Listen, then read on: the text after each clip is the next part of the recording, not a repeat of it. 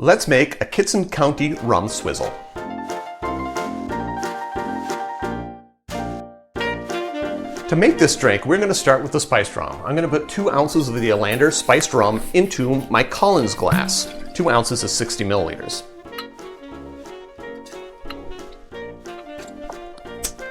Next, half an ounce of lime juice.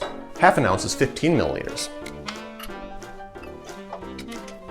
Then, half an ounce of 1:1 Demerara sugar syrup. And if you don't have access, it's a simple syrup made with Demerara sugar. If you don't have access to Demerara for some reason, try a light brown sugar or a medium brown sugar. 1:1 ratio. Half an ounce, 15 milliliters. Now, I'm going to fill the glass with crushed ice. This is going to take a moment, but for you, I'll be right back.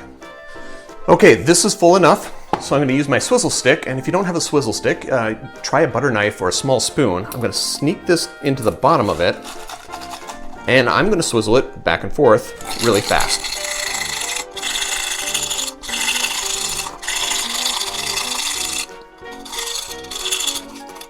That done, I'm going to top it off with some more crushed ice. I'm going to use the mallet. I'll be with you in just a moment. Ice crushed, let's top this off. And you want it to look a little bit like a snow cone. That may be as snow cone as I get. Angostura bitters, 6 to 8 ounces. I'm going to dash that right on top. I like it spicy, so 8 for me.